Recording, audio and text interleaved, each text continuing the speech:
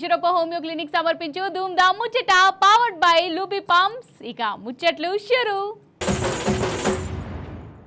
నిజంగా నోరు తెరవ పాపం ఉన్నట్టున్నది మన తెలంగాణలో. తప్పైతే తప్పు అని అనుడు కూడా పెద్ద తప్పేనట కాదు. ఇది మన రేవంత్ సర్కారు పెట్టుకున్న సిద్ధాంతం లెక్కనే కొడుతుంది. అంతేందుకు రైతులు ఎంత గోసపడుతురో చూస్తూనే ఉన్నాం కదా. ఇక పండించిన పంటను కొనే దిక్కు దివానం లేకపాయే. అయితే వడ్లు మొక్కలు కొనేటట్టు చూడుర్రి అని ఆర్టీసీ డ్రైవరు అశోక్ కాంగ్రెస్ లీడర్లతో అన్న పాపానికి ఆయనను డ్యూటీలకెళ్ళే తీసేసిర్రు. ఇక గిట్లున్నది మన కాడ రాజ్యం. పెట్రోల్ డీజిల్ రేట్ల మీద జగిత్యాల కాంగ్రెస్ లీడర్లు ధర్నా చేస్తుంటే అప్పుడే అటు నుంచి బస్సు తోలుకుంటూ పోతున్న డ్రైవర్ అశోక్ అన్న ముందైతే మక్కలు వడ్ల సంగతి చూడురి అన్నాడు. సో ఇదే ఇచ్చిండు.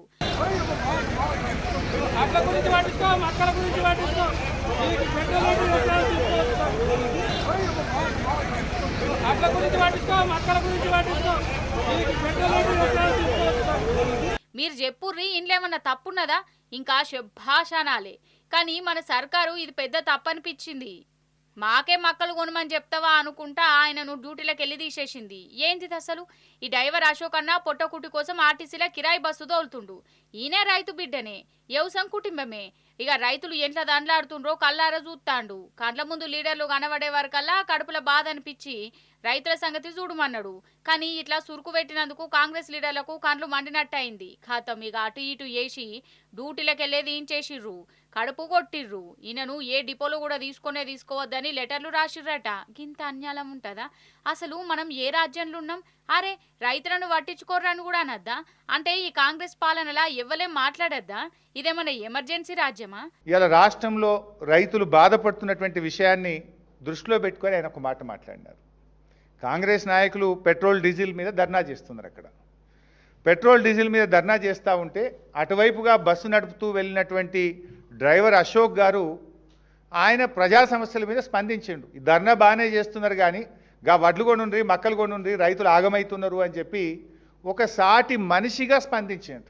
ఒక రైతు కుటుంబం నుంచి వచ్చిన బిడ్డగా, రైతు కష్టాలు తెలిసిన వ్యక్తిగా వడ్లు కొనుండ్రి, మక్కలు కొనుండ్రి అని చెప్పుడు తప్ప? అంటే ప్రజలకు ప్రజాస్వామ్యంలో డాక్టర్ బాబాసాహెబ్ అంబేద్కర్ మనందరికీ మాట్లాడే స్వేచ్ఛనిచ్చారు. తమ అభిప్రాయాన్ని వ్యక్తం చేయగలిగే, వ్యక్తీకరణ చేసేటువంటి హక్కును భారత రాజ్యాంగం మనకు కల్పించింది. ఒక డ్రైవర్గా ఆయన స్పందిస్తే రేవంత్ రెడ్డి గారి ప్రభుత్వం ఒక నియంతృత్వ వైఖరితో ఆ డ్రైవర్ను సస్పెండ్ చేసినారు. మీరే చెప్పినరు, మేము 6 గ్యారంటీలే కాదు, ప్రశ్నించే గ్యారంటీ 7వ గ్యారంటీగా మేము అమలు చేస్తాము, ప్రజాస్వామ్యానికి ప్రశ్నించే హక్కును కల్పిస్తామని చెప్పి మీ 6 గ్యారంటీలతో పాటు 7వ గ్యారంటీని మీరే ఇచ్చారు. ఆ డ్రైవర్ అశోకు మీరిచ్చిన 7వ గ్యారంటీ అడిగిండు తప్ప వేరే ఏమి అడగలేదు. అంతే కదా. కానీ చూడు, రేవంత్ సారు మార్పు అనుకుంటా గద్దె మీద ఎక్కిండు. ప్రజాపాలన ఎవ్వలన్నా మాట్లాడచ్చు, ఎవ్వలన్నా నిరసనలు చేసుకోవచ్చు, ఏమన్నా అడగచ్చు, తప్పు ఎత్తే నిలదీయచ్చు, కంచెలు తీసినా అని ముచ్చట్లు చెప్పినా. కానీ ఇప్పుడు ఏమాయే? ఒక బస్సు డ్రైవరు వడ్లు కొనుర్రి అన్నందుకు ఓర్చుకోలేకపోతుర్రు, నౌకర్లకెళ్ళే తీసేస్తుర్రు. అంటే ఇక ఇదేం పాలన? మీరే చెప్పుర్రి.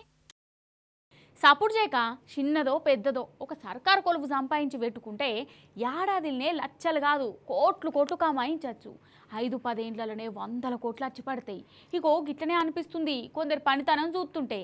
ఏ సర్కారు ఆఫీస్కు పో, పైసలు ఇవ్వంది పని నడతలేదు కదా. 1000 రూపాయలు 10,000 కాదు. ఈ లంచగొండ ఆఫీసర్ల లెక్కంతా లక్షలనే ఉంటుంది.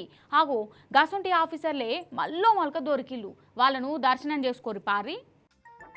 ఆగో తలకాయ దించుకొని కూసున్నది చూడు, ఈ మేడం గారి పేరు సుచరిత మేడం, షామీర్పేట్ తహసీల్దార్ మేడం అన్నట్టు. తహసీల్దార్ అంటే పెద్ద పోస్టే, పెద్ద కొలువే. మరి ఇక పెద్ద కొలువు చేసుకుంటా తలకాయ ఎందుకు దించుకున్నది? తలకాయ ఎత్తి గర్వంగా ఉండాలి గాని అంటారా? మేడం గారు చేసిన ఘనకార్యం ఏందంటే ఆగా చూడు నోట్ల కట్టలు.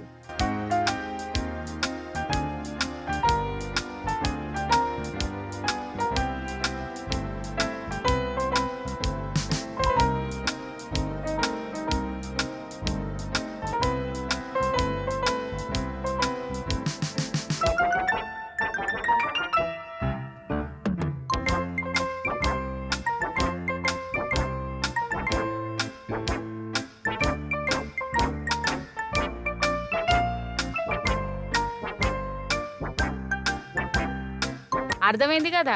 సుచరిత మేడం లంచం తీసుకుంటుంటే దొరికిపోయింది. ఆ లంచం కూడా 10,000 20,000 కాదు 20 లక్షలట.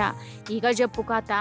ఒక్కరి కాడ 20 లక్షల లంచం అంటే ఏందన్నట్టు ఇట్లా దినం ఎంతమంది కాడ తీసుకుంటుంది, ఇప్పటికీ ఎన్ని కోట్లు ఎన్నికేసుకున్నది, గిట్లనే అనుమానం వస్తుందా లేదా? అయితే మేడం గారు 30 ఎకరాల భూమిని ఏదో కన్వర్షన్ చేసేటందుకు 30 లక్షలు అడిగిందట లంచం.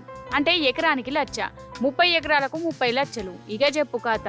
ఇక డ్రైవర్తోని కలిసి 30 లక్షలు తీసుకుంటుంటే ఏసీబీ ఆఫీసర్లు దొరకబట్టిర్రు. మేడం గారు దొరికినాక గిట్ల తలకాయ దించుకోవాల్సి వచ్చింది.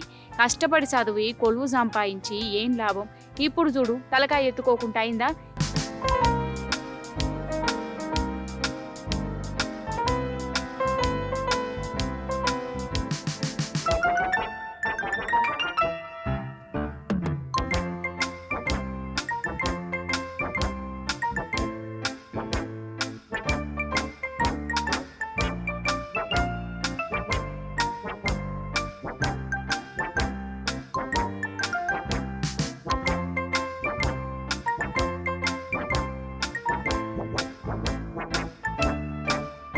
షామీర్పేట ఎంఆర్ఓ మేడం ఆతిర్ల దొరికిందా?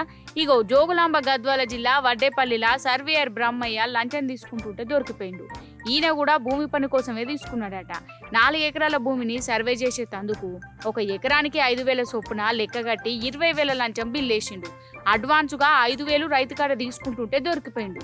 కాదు, భూములు జాగల కాడ చూసినవా లంచగొండ ఆఫీసర్లు ఎట్టరెచ్చిపోతుర్రో? అసలు నన్ను అడిగితే ఈ సర్కారు తెచ్చిన భూభారతి చట్టమే లంచగొండి ఆఫీసర్ల పంట పండిత్తన్నట్టు కొడుతున్నారు. నిజం చెప్తున్నా, కొందరిని చూస్తుంటే అసలు వాళ్ళు మనుషులా కోతులా సమాజే కాదోలా దిమాగ్ లేని పనులు చేసుకుంటా అందరిని గోసపుచ్చుకుంటుర్రు. ఏమంటే ఈ దిక్కుమాల సోషల్ మీడియా ఇన్స్టాగ్రామ్లు వచ్చినాయో అది వరుసంది ఇంకా నేరీ అధ్వానం అంటే అధ్వానం తయారవుతుర్రు. ఒకడు గట్లనే కోతేశం వేసిండు.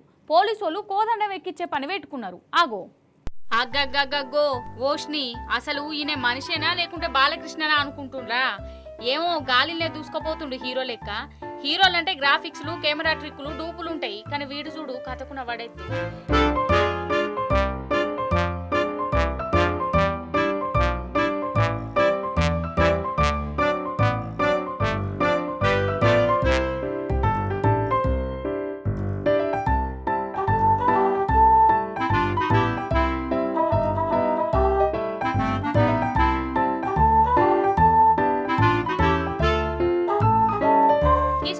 ఎందుకయ్యా అంటే ఇన్స్టాగ్రామ్ లైకులు ఫాలోవర్ల కోసమాట.